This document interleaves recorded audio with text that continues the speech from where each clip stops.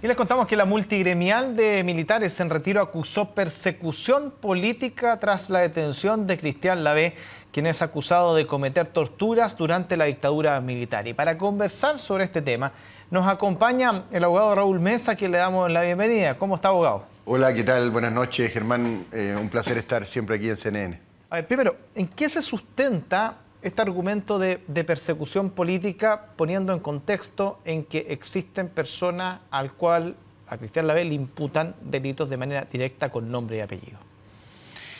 A ver, yo creo que aquí utilizar la palabra contexto a mí me parece que es relevante. ¿En qué sentido? En el sentido de que evidentemente esta suerte de imputación general que se hace en relación precisamente a los procesos judiciales que se siguen en general en contra de los militares que de alguna manera participaron durante el gobierno militar. ¿Y por qué me refiero a eso? Porque evidentemente eso dice relación con una serie de investigaciones judiciales que, si bien es cierto, están pendientes y dicen relación con hechos puntuales, obviamente, si uno mira el contexto general de todos los procesos judiciales en contra de militares, siempre hay una predeterminación respecto a personas que, participando del gobierno militar, ya no se presume inocencia, sino derechamente aquí se presume culpabilidad. Y eso, naturalmente, se genera una situación de inquietud, de preocupación, en este caso de la multigremial de las Fuerzas Armadas. Lo que pasa es que también llama la atención considerando que hay un grupo de militares exuniformados que durante todo el tiempo han reclamado que también fueron víctimas de un proceso de 17 años y por los cuales ellos también están luchando por su derecho. Incluso el Estado chileno, si no se los ha reconocido quizás monetariamente, sí se ha hablado mucho de que ellos fueron también víctimas de un proceso. Entonces, si hay también militares que fueron víctimas y otros que en estos minutos están siendo acusados, ¿por qué creer entonces que hay una persecución política a todos los militares durante un periodo? ¿Sabes? Básicamente, Germán, porque aquí se hace un análisis, y perdóname que sea reiterativo, respecto del contexto en que se han desarrollado todos los procesos judiciales en contra de militares.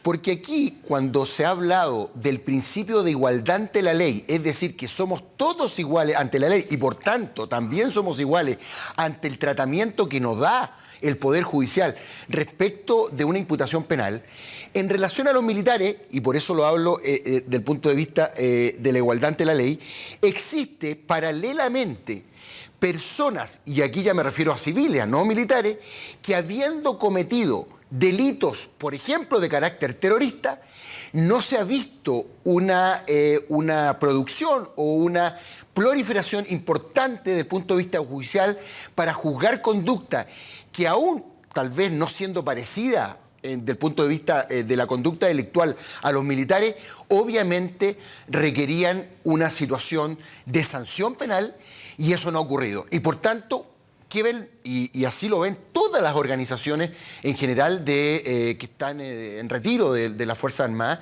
de que aquí claramente ha habido un sesgo, una persecución que claramente no se condice con lo que otros han cometido durante el mismo periodo del gobierno militar. Sin embargo, no ha habido juzgamiento. Y esa falta de igualdad ante la ley genera claramente una desesperanza y una desazón respecto a lo que se está viviendo. Pero este caso en particular del exalcalde Lavé, insisto, hay ciertos delitos que se le estarían imputando en donde hay testigos que llevan mucho tiempo señalando su actuar y donde de ellos lo recuerdan, según los testigos, con nombre, apellido, con su rostro.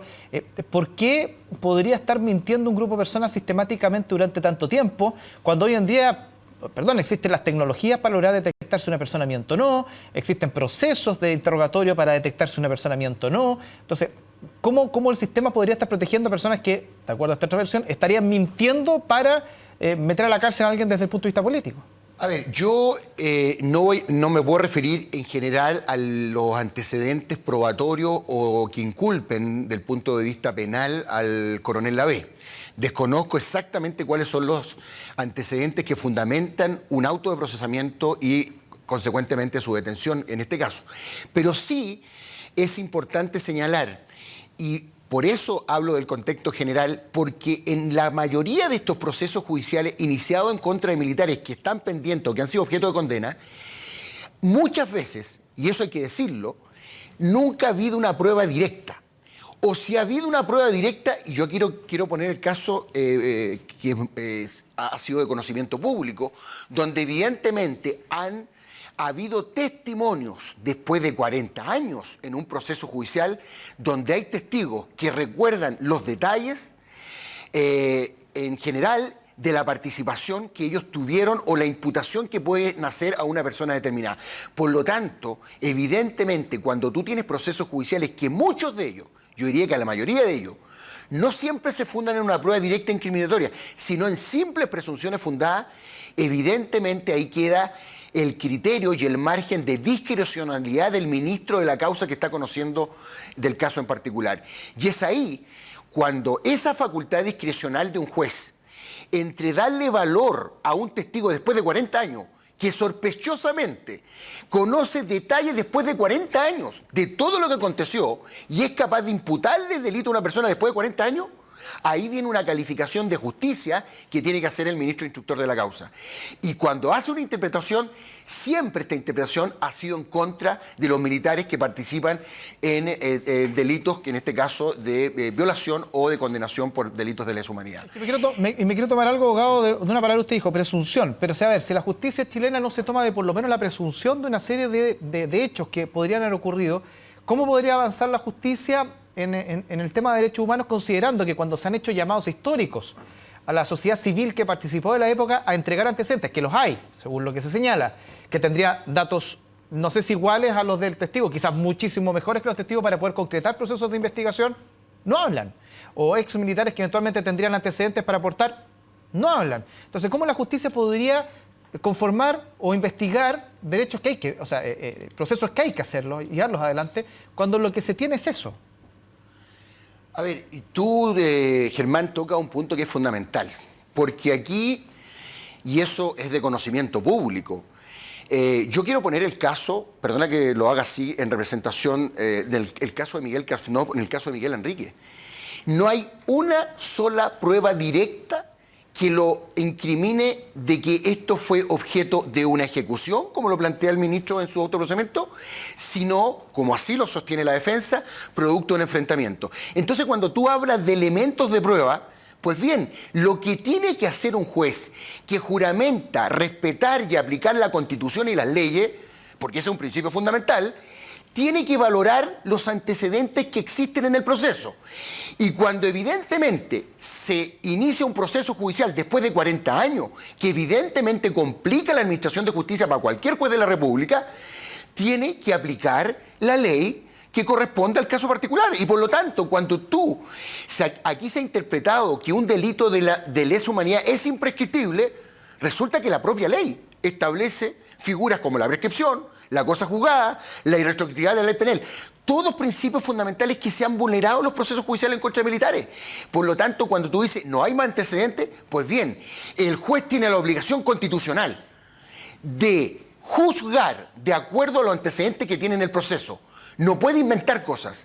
Y lo que han hecho muchos de estos jueces es, sobre la base de una interpretación de elementos precarios desde el punto de vista probatorio, fundar una presunción fundada para procesar y para condenar a un militar. Y entonces uno dice, bueno, ¿qué pasa en el otro lado? Entonces uno se pregunta, ¿dónde están los procesos judiciales en contra de organismos que formaron parte de organizaciones terroristas donde mataron civiles y militares? Yo quiero decir algo, que aquí se desconoce en los medios de comunicación. El señor ministro Carroza, hace 2 meses, decretó el sobreseimiento temporal de 190 víctimas civiles y militares de organizaciones terroristas que actuaron durante el gobierno militar. El MIR, el Frente Patriótico, Lautaro y otros.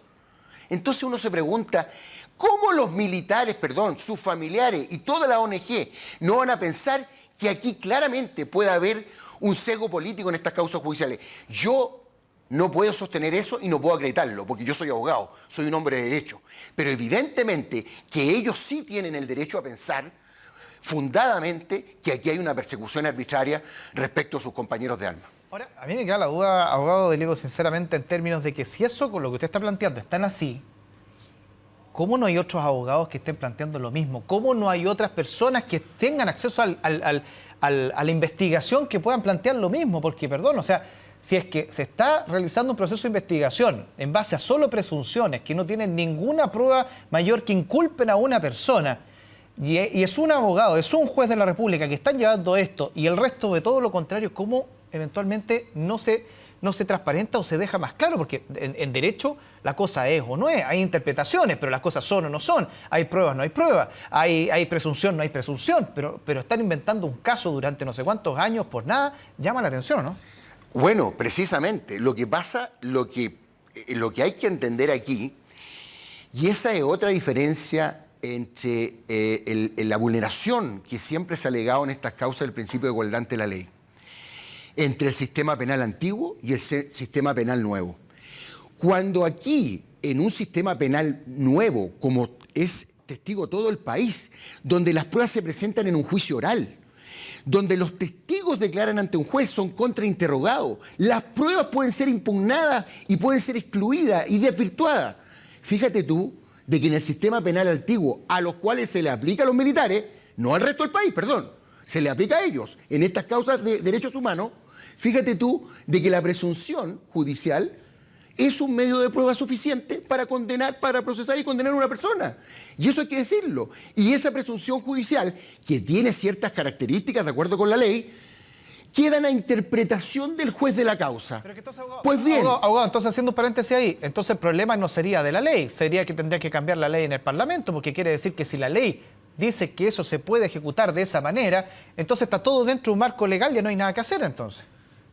A ver, efectivamente, la presunción judicial como elemento probatorio sí está existente en el sistema penal respecto a los cuales son juzgados los militares. Pero aquí viene el tema de la interpretación. ¿Por qué siempre estos elementos probatorios, por ejemplo, un testigo que declara después de 40 años se acuerda de todo, sospechosamente, ese testimonio, simplemente, no solamente ese testimonio, sino otros testimonios más, configuran para un juez un elemento fundante como presunción para condenar a una persona? Y pregunto yo, ¿ese elemento probatorio en un juicio penal actual, transparente, público como el que tenemos ahora, puede constituir un elemento para condenar a una persona? Claramente no. Sin embargo, se genera una desproporción y una desigualdad que ha afectado claramente a los militares. Y es por eso que viene esta alegación de estos organismos o de esta ONG del mundo militar, que yo te quiero decir, yo he participado en varias reuniones y la verdad que la reclamación que se ha hecho no se ha hecho solamente del punto de vista de apoyo a casos particulares como el caso del coronel Lavé, como el caso de Miguel Kashnov, como el caso del general Iturriaga. Son todas las causas. Entonces aquí no hay excepciones. Cuando al general Iturriaga una corte de apelaciones le otorga la libertad condicional, 3 jueces dicen que cumple con los requisitos y resulta que se va a la Suprema y los 5 jueces de la Suprema dicen lo contrario. O sea, estaban tan equivocados estos miembros de la Corte de Apelaciones que por unanimidad le otorgan un beneficio y resulta que tienen... Perdón, y aquí viene un punto central. Uno como abogado y cuando está inserto en este mundo de los procesos judiciales, sabe claramente que la segunda sala de la Corte Suprema en Chile, sabíamos todos anticipadamente que iba a rechazar el beneficio de la libertad al señor general Iturriaga Noma, como lo ha hecho en otros procesos judiciales en relación a temas que hoy día son objeto de investigación judicial. Abogado, le quiero agradecer haber estado junto a nosotros esta noche. Que esté muy bien. Yo quiero agradecer siempre la invitación de CNN Chile. Muchas gracias.